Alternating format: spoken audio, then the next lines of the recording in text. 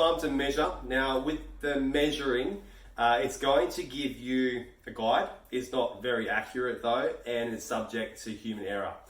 So if you just imagine that this little tiny tape here is trying to capture a picture of how big your waist is, it's only capturing less than 10% of the entire waist. So if you can see that there.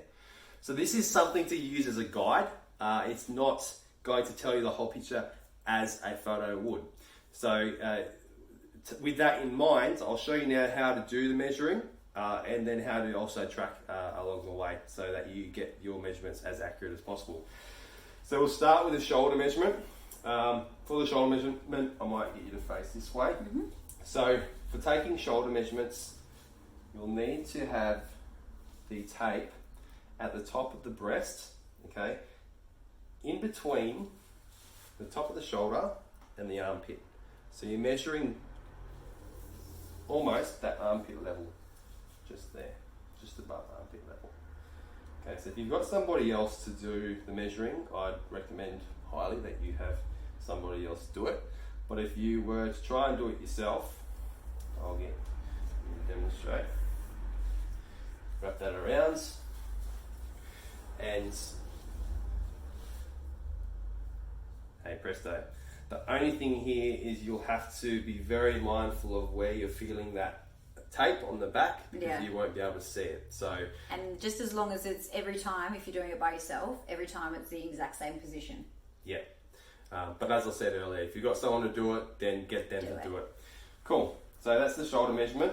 We'll fly through the rest of these now, so we won't get you to do it with yourself on each one. So for chest is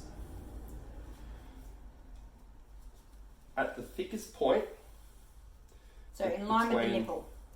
It depends on where your nipples are. Right.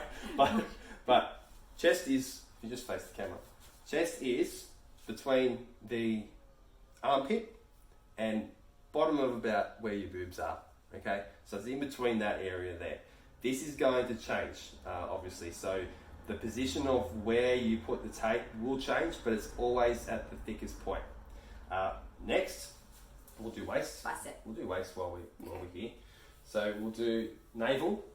Okay, so this one's quite easy. You're going to go straight across tummy and measure the navel. As you get leaner and leaner, smaller and smaller, it gets easier. Exactly, and your navel will move. Okay, so if you just use the navel as that point of reference, then you're always going to get an accurate measurement.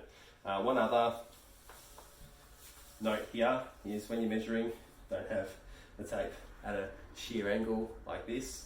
You want to make sure that each side of the tape is even, okay, like so. Cool. All right, now we'll do bicep.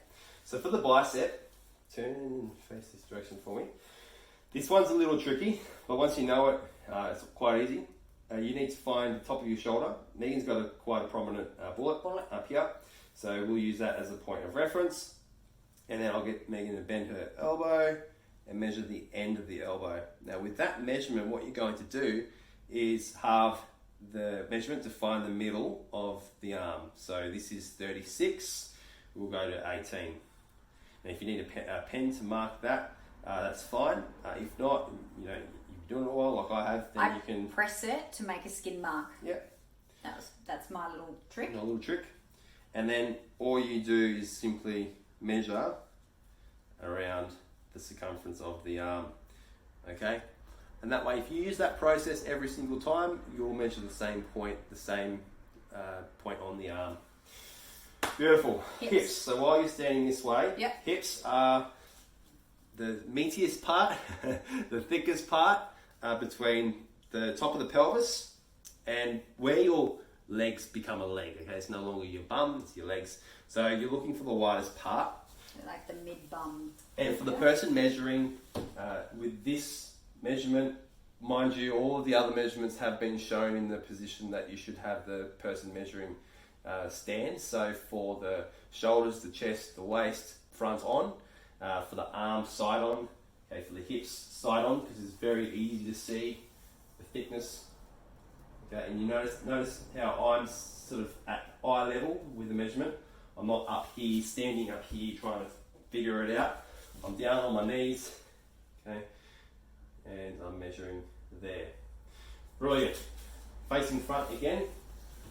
To find the thigh mark, you will find the bony part of the hip.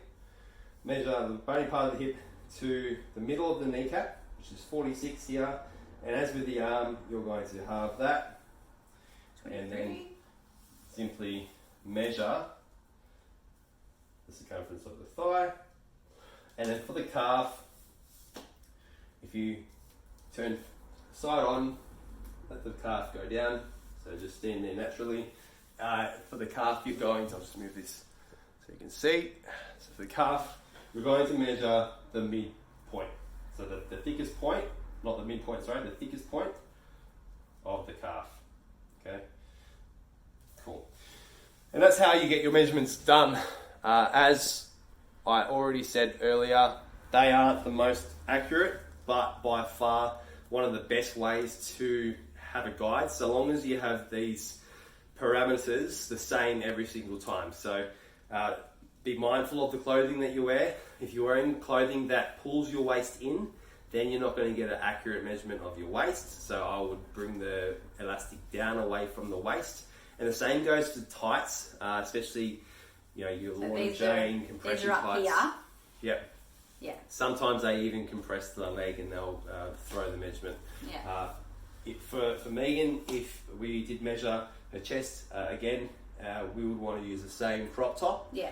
Or if you're comfortable and not on camera like we are, then you just do the measurement, in your undies or something like that, in a bra, something with not thick material to throw the measurement. But with that said, happy measuring.